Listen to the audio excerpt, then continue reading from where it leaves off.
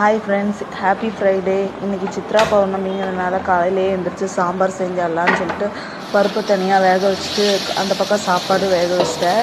அது விசில் வந்துட்டு இருந்துச்சு. சரி, அதுக்குள்ளே சாம்பார் தாளிச்சிடலான்னு சொல்லிட்டு சின்ன வெங்காயம், தக்காளி, சாம்பார் தூள், மஞ்சத்தூள்லாம் போட்டு தாளித்து அப்புறம் கொட்டி வச்சு முருங்கைக்காவும் அதுலேயே போட்டு வேக வச்சிட்டேன் பருப்புலேயே.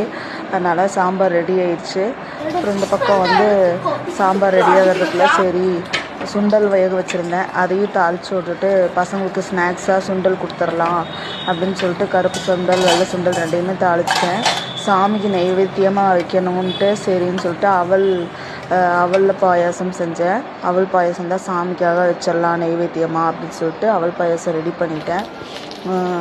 அதுக்குள்ளே சரி தொட்டுக்க வடகம் எது இருந்ததா, அதனால் சரி குடலும் சாப்பாட்டு வடகமும் சேர்ந்து ரெண்டையும் ஃப்ரை பண்ணிவிட்டு அதுக்கு பெப்பர் போட்டு எல்லாம் எடுத்து வச்சிட்டேன். அப்புறம் பூஜை முடிச்சுட்டு காலையில் பூஜை சீக்கிரமாக முடிச்சுட்டு டியூட்டிக்கு வந்துட்டேங்க. டியூட்டிக்கு வந்துட்டு இப்போ மதியானம் லஞ்ச் டைமு. நானும் அதான் சாப்பாடு கொண்டு வந்தேன்.